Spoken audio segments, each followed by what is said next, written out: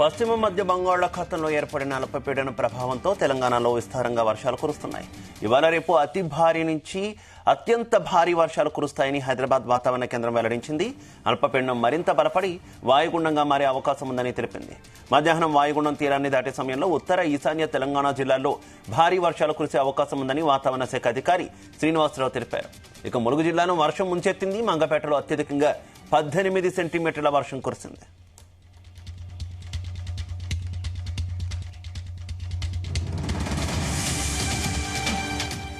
భారీ వర్షాల కారణంగా తెలంగాణలో ఆదిలాబాద్, సిద్దిపేట జిల్లాలో స్కూళ్లకు హాలిడే ప్రకటించారు. కామారెడ్డి జిల్లా మద్నూర్, డోంగ్లీ మండలాల్లోని స్కూళ్లకు సెలవులిచ్చారు.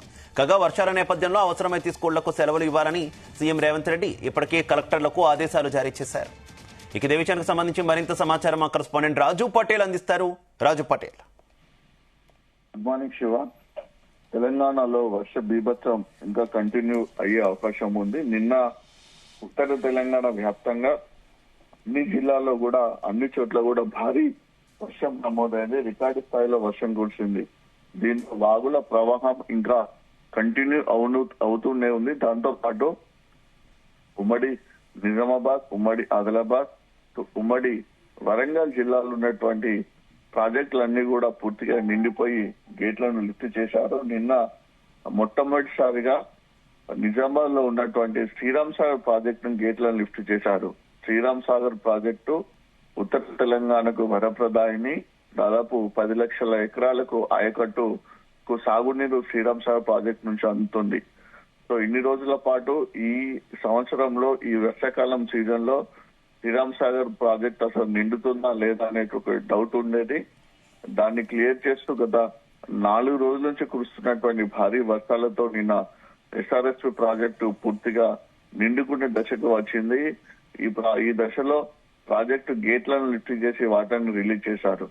దీంతో ఆ ప్రాంత రైతాంగం కూడా చాలా సంబరపడుతున్నారు. ఎప్పుడెప్పుడు శ్రీరామ్ సాగర్ ప్రాజెక్టు నిండుతుంది, ఎప్పుడు గేట్లు లిఫ్ట్ చేస్తారని ఎదురు చూసినటువంటి రైతాంగానికైతే అది చాలా సంతోషకరమైన విషయం. ఎస్ఆర్ఎస్పీ ప్రాజెక్ట్ అనేది మెయిన్ ప్రాజెక్టు. ఎస్ఆర్ఎస్పీ ప్రాజెక్టు ద్వారానే వందలాది ఎకరాలు సాగునీరు అందుతుంది కాబట్టి ఎల్ఎంపీ ఎస్ఆర్ఎస్పీ ప్రాజెక్ట్ నిండింది. ప్రస్తుతానికి ఎస్ఆర్ఎస్పీ ప్రాజెక్టు 38 గేట్లను లిఫ్ట్ చేశారు. 2 లక్షలకు పైగా అవుట్ఫ్లో ఉంది. అక్కడ ఎస్ఆర్ఎస్పీ ప్రాజెక్ట్ కి 1,45,000 క్యూసెక్ల ఇన్ఫ్లో కొనసాగుతుంది. ఎస్ఆర్ఎస్పీ వరద అంతా కూడా దిగువన ఉన్నటువంటి గోదావరి నదిపై ఉన్నటువంటి మరొక ముఖ్యమైనటువంటి ప్రాజెక్టు ఎల్లంపల్లి ప్రాజెక్ట్ లోకి ఈ వరద నీరంతా వచ్చి చేరుతుంది. ఎల్లంపల్లి ప్రాజెక్టు 35 గేట్లను లిఫ్ట్ చేశారు. ఎల్లంపల్లి ప్రాజెక్టుకు ఇన్ఫ్లో భారీగా వస్తుంది. 3,25,000 క్యూసెక్ల ఇన్ఫ్లో వస్తుండగా 1,87,000 క్యూసెక్ల అవుట్ఫ్లో ఎల్లంపల్లిలో ఉంది. ఎందుకంటే ఎస్ఆర్ఎస్పీ నుంచి రిలీజ్ అయినటువంటి ప్రతి చుక్క కూడా గోదావరి నదిలో ప్రవహిస్తూ అది ఎల్లంపల్లి ప్రాజెక్టుకి చేరుకుంటుంది. అంటే ఎల్లంపల్లి ప్రాజెక్టు కి ఎస్ఆర్ఎస్పీ నుంచి భారీగా వరద వస్తుంది. దాంతో పాటు కడెం ప్రాజెక్టు నుంచి కూడా దాదాపు 65,000 క్యూసెక్ల వాటర్ కడెం నుంచి వస్తుంది. క్యాచ్మెంట్ ఏరియా ద్వారా మరొక 50,000 క్యూసెక్ల వాటర్ ఎల్లంపల్లిలోకి వస్తుందట్టి ఇన్ఫ్లో ఎక్కువగా ఉంది. భారీగా వరద ఎగువ నుంచి ఎల్లంపల్లి ప్రాజెక్ట్ లోకి వస్తుంది. 3,25,000 క్యూసెక్లు అంటే అది హెవీ ఫ్లడ్ అని చెప్పవచ్చు. మరొక 1,00,000 క్యూసెక్లు కనుక దాటితే ఎల్లంపల్లి ప్రాజెక్ట్ సంబంధించినటువంటి పూర్తి గేట్లను లిఫ్ట్ చేసి దాదాపు 8 నుంచి 10 లక్షల క్యూసెక్ల వాటర్ ను రిలీజ్ చేసే అవకాశం ఉంది. అప్పుడు గోదావరి నది బెంబేలెత్తుతూ దిగువకు ప్రవహిస్తుంది. దాంతో గోదావరి నది పరివాహక ప్రాంతం ఉన్నటువంటి గ్రామాలు కానీ పట్టణాల్లోని కాలనీలకు కూడా బ్యాక్ వాటర్ వల్ల కూడా ముంపునకు గురయ్యే ప్రమాదం ఉంది. సో ప్రాజెక్ట్ లోకి అయితే భారీగా వరద నీరు వస్తుంది. నిన్న మాత్రం వర్షము కుండపోతగా కురిసింది.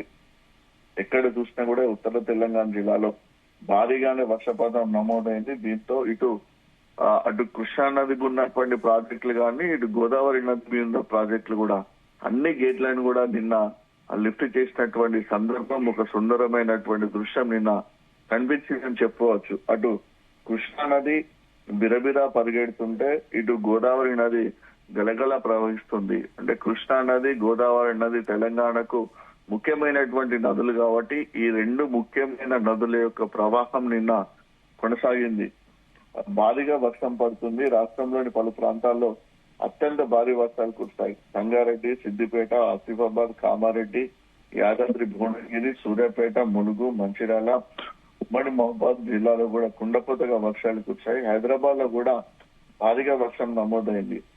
జిల్లాలో అనేక చోట్ల 10 సెంటీమీటర్లకు పైగా వర్షపాతం నమోదు కాగా అత్యధికంగా సిద్దిపేట జిల్లా వర్గల్ మండలం గౌరారంలో 23.6 సెంటీమీటర్ల వర్షం నమోదైంది. ఏకదాటిగా కురిసినటువంటి వర్షాలతోటి వాగులు చాలా ఉధృతంగా ప్రవహిస్తున్నాయి. అనేక గ్రామాలు జల దిగ్బంధంలో చిక్కుకున్నాయి. పలు చోట్ల జనావాసాలకు సైతం వరద నీరు చేరింది. కొన్ని చోట్ల జాతీయ రహదారులపై కూడా రాకపోకలు నిలిచిపోయాయి. యాదాద్రి జిల్లా గుండాల మండలంలో కూడా 16 సెంటీమీటర్ల వర్షపాతం ఎక్కువగా నమోదైందని చెప్పవచ్చు. ఇంకా కూడా చాలా చోట్ల కూడా భారీ వర్షానికి కల్వర్టులు తెగిపోయాయి, లో లెవెల్ బ్రిడ్జిలు మునిగిపోయాయి. దీంతో చాలా గ్రామాలకు రాకపోకలు నిలిచిపోయిన సిచ్యువేషన్ నిన్న చాలా ఎక్కువగా ఉంది. సో కురిసినటువంటి వర్షం తోటి కంప్లీట్ గా పంట పొలాలు కూడా చెరువులను తలపిస్తున్నాయి. రోడ్లన్నీ కూడా కాలువలను, చిన్న చిన్న వాగులను తలపిస్తూ ప్రవాహం అట్లా కంటిన్యూ అవుతూనే ఉంది.